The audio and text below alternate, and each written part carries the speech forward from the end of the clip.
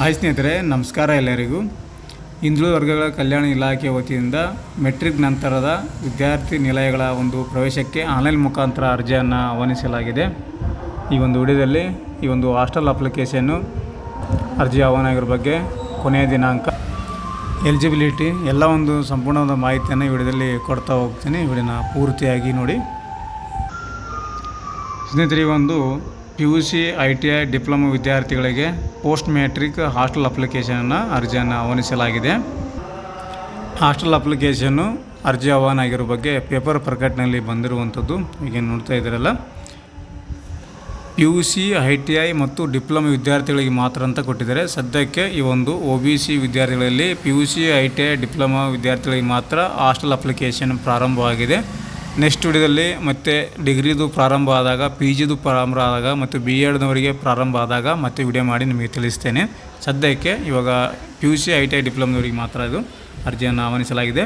ಕರ್ನಾಟಕ ರಾಜ್ಯದ ಎಲ್ಲ ಜಿಲ್ಲೆಗಳಲ್ಲಿ ಕಾರ್ಯನಿರ್ವಹಿಸುತ್ತಿರುವ ಹಿಂದುಳಿದ ವರ್ಗಗಳ ಕಲ್ಯಾಣ ಇಲಾಖೆ ಮೆಟ್ರಿಕ್ ನಂತರದ ಬಾಲಕ ಮತ್ತು ಬಾಲಕಿಯರ ವಿದ್ಯಾರ್ಥಿ ನಿಲಯಗಳಲ್ಲಿ ಪ್ರವೇಶಕ್ಕಾಗಿ ಹೊಸದಾಗಿ ಪ್ರವೇಶ ಬಯಸುವ ಕ್ಯಾಟಗರಿ 1, 2A, 2B, 3A, 3Bಗೆ ಸೇರಿದ ಅಭ್ಯರ್ಥಿಗಳು ಜೊತೆಗೆ ನೋಡಿ ಹೆಂಗೆ ಕೊಟ್ಟಿದ್ದಾರೆ.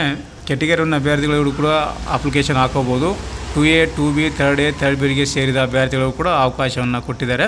ಅದರ ಜೊತೆಗೆ SC ST ಜನಾಂಗದವರಿಗೂ ಕೂಡ ಇದಕ್ಕೆ ಅವಕಾಶವನ್ನು ಕೊಟ್ಟಿದ್ದಾರೆ. ನೋಡಿ, ಆ್ಯಕ್ಚುಲಿ ಇದು OBC ಹಿಂದುಳಿದ ವರ್ಗದವರಿಗೆ ಮಾತ್ರ ಇದೆ. ಸೊ ಅದರ ಜೊತೆಗೆ SC STಗೆ ವಿದ್ಯಾರ್ಥಿಗಳಿಗೂ ಕೂಡ ಅವಕಾಶವನ್ನು ಕೊಟ್ಟಿದ್ದಾರೆ. PUC ಓದ್ತಾ ಇರುವ ITI ಡಿಪ್ಲೊಮಾ ಓದ್ತಾ ಇರುವಂಥ SC ST ವಿದ್ಯಾರ್ಥಿಗಳು ಕೂಡ ಇಲ್ಲಿ 20% ವಿದ್ಯಾರ್ಥಿಗಳನ್ನು ಪ್ರವೇಶಕ್ಕೆ ತೊಗೊತಾರೆ. ಇದು 2025-26ನೇ ಸಾಲಿನ ಒಂದು ಪ್ರವೇಶಾತಿ ಅಂತಲೇ ಹೇಳ್ಬೋದು ಹಾಸ್ಟೆಲ್ಗೆ. ಅದೇ ರೀತಿಯಾಗಿ ವಿದ್ಯಾರ್ಥಿಯ ಪೋಷಕರ ಒಂದು ವಾರ್ಷಿಕ ಆದಾಯ ಮಿತಿಯನ್ನು ಕೂಡ ಇಲ್ಲಿ ಕೊಟ್ಟಿದ್ದಾರೆ. ಈ ಒಂದು ಮಿತಿಯಲ್ಲಿ ಇರುವಂಥ ವಿದ್ಯಾರ್ಥಿಗಳು ಮಾತ್ರ ಎಲಿಜಿಬಲ್ ಅಂತ ಹೇಳ್ಬೋದು. ಕ್ಯಾಟಗರಿ 1 SC ST ವಿದ್ಯಾರ್ಥಿಗಳ ಒಂದು ವಾರ್ಷಿಕ ಆದಾಯ 2,50,000 ರೂಪಾಯಿ ಒಳಗಡೆ ಇರಬೇಕು, ಅಂದರೆ ಮಾತ್ರ ಎಲಿಜಿಬಲ್ ಅಂತ ಹೇಳ್ಬೋದು. ಇದಕ್ಕಿಂತ ಜಾಸ್ತಿ ಆದಾಯ ಇತ್ತಪ್ಪ ಅಂದರೆ ಅವರು ಎಲಿಜಿಬಲ್ ಆಗೋದಿಲ್ಲ. ಪ್ರವರ್ಗ 2A, 2B, 3A, 3Bಗೆ ಸೇರಿದ ಅಭ್ಯರ್ಥಿಗಳಿಗೆ 1,00,000 ರೂಪಾಯಿ ಆದಾಯ ಮಿತಿ ಇರಬೇಕು. ಇದಕ್ಕಿಂತ ಜಾಸ್ತಿ ಇರಬಾರ್ದು. ಜಾಸ್ತಿ ಇದ್ದರೆ ಎಲಿಜಿಬಲ್ ಆಗೋದಿಲ್ಲ. ಅರ್ಜಿ ಸಲ್ಲಿಸುವ ಒಂದು ವೆಬ್ಸೈಟನ್ನು ಇಲ್ಲಿ ಕೊಟ್ಟಿದ್ದಾರೆ ನೋಡಿ. ವಿದ್ಯಾರ್ಥಿಗಳು ಈ ಒಂದು ವೆಬ್ಸೈಟ್ ಮುಖಾಂತರ ಅರ್ಜಿಯನ್ನು ನೀವು ಹಾಕ್ಕೊಳ್ಳಿ ಅಂತ ಕೊಟ್ಟಿದ್ದಾರೆ. ನೆಕ್ಸ್ಟ್ ವಿಡಿಯೋದಲ್ಲಿ ಇದೇ ಒಂದು ವೆಬ್ಸೈಟ್ ಮುಖಾಂತರ ಅರ್ಜಿಯನ್ನು ಯಾವ ರೀತಿ ಸಲ್ಲಿಸೋ ಅಂತ ನಾನು ಒಂದು ವಿಡಿಯೋ ಕೂಡ ಮಾಡಿ ಹಾಕ್ತೇನೆ ಡೀಟೇಲ್ ಆಗಿ. ಕಳೆದ ವರ್ಷ ಒಂದು ಮಾಡಿದ್ದೆ ನಾನು 2024ರಲ್ಲಿ. ಸೊ ಅದರ ಲಿಂಕನ್ನು ಡಿಸ್ಕ್ರಿಪ್ಷನಲ್ಲಿ ಕೂಡ ಹಾಕಿರ್ತೇನೆ. ಸೇಮ್ ಅದೇ ಥರ ನೀವಾಗೂ ಅಪ್ಲೈ ಮಾಡೋದಿರುತ್ತೆ. ಸೊ ಅದನ್ನು ಕೂಡ ನೋಡಿಕೊಂಡು ನೀವು ಅಪ್ಲೈನ ಮಾಡ್ಬೋದು ನಿಮ್ಮ ಮೊಬೈಲ್ನಲ್ಲೇ. ಹಾಗೆ ಒಂದು ಆನ್ಲೈನ್ ಮುಖ ಅರ್ಜಿ ಸಲ್ಲಿಸಲು ಕೊನೆಯ ದಿನಾಂಕ ಬಂದು 20/6/2025 ಅಂತ ಕೊಟ್ಟಿದ್ದಾರೆ. ಮುಂದಿನ ತಿಂಗಳು 20ನೇ ತಾರೀಕುವರೆಗೂ ಅವಕಾಶ ಇದೆ. ಅಂದರೆ ಇವತ್ತು 20ನೇ ತಾರೀಕು, ನೆಕ್ಸ್ಟ್ ಮಂತ್ 20ನೇ ತಾರೀಕುವರೆಗೂ ನಿಮಗೆ ಆನ್ಲೈನ್ ಅಪ್ಲಿಕೇಶನ್ ಹಾಕೋಕ್ಕೆ ಅವಕಾಶ ಇದೆ.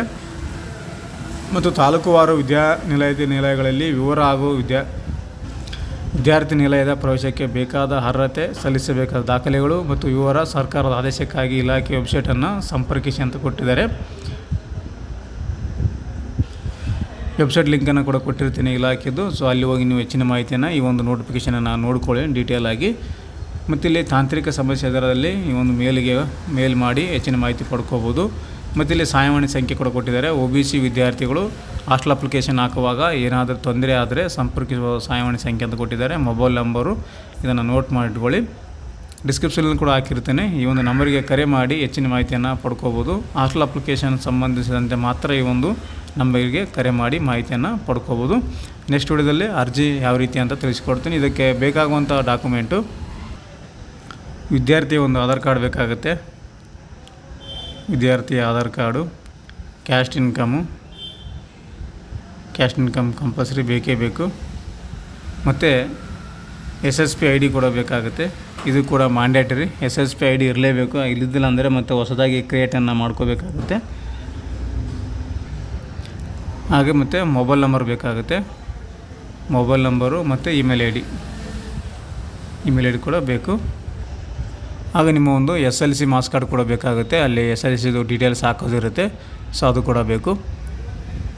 ಇಷ್ಟಿದ್ರೆ ಸಾಕು, ನೀವು ಈ ಒಂದು SSP ಪೋಸ್ಟ್ ಮ್ಯಾಟ್ರಿಕ್ ಹಾಸ್ಟೆಲ್ ಅಪ್ಲಿಕೇಶನನ್ನು ಹಾಕೋಬೋದು. ಸ್ನೇಹಿತರೆ, ಇದಿಷ್ಟು ಈ ಒಂದು ಪೋಸ್ಟ್ ಮ್ಯಾಟ್ರಿಕ್ ಹಾಸ್ಟೆಲ್ ಅಪ್ಲಿಕೇಶನ್ ಬಿಟ್ಟಿರೋ ಬಗ್ಗೆ ಮಾಹಿತಿಯನ್ನು ಕೊಟ್ಟಿದ್ದೇನೆ. ಈ ಒಂದು ಮಾಹಿತಿ ನಿಮಗೆ ಉಪಯುಕ್ತ ಆಗಿದೆ ಅಂತ ಅಂದ್ಕೊತೀನಿ. ಇದ್ರ ರಿಲೇಟೆಡ್ ಆಗಿ ಏನಾದರೂ ಡೌಟ್ಸ್ಗಳಿದ್ದರೆ ಕಮೆಂಟ್ ಮಾಡಿ, ಕಮೆಂಟಲ್ಲಿ ಉತ್ತರನ ಕೊಡ್ತೀನಿ. ನೆಕ್ಸ್ಟ್ ವಿಡಿಯೋದಲ್ಲಿ ಅರ್ಜಿ ಸಲ್ಲಿಸೋದು ಯಾವ ರೀತಿ ಅಂತ ತಿಳಿಸ್ಕೊಡ್ತೀನಿ. Thanks for the watching.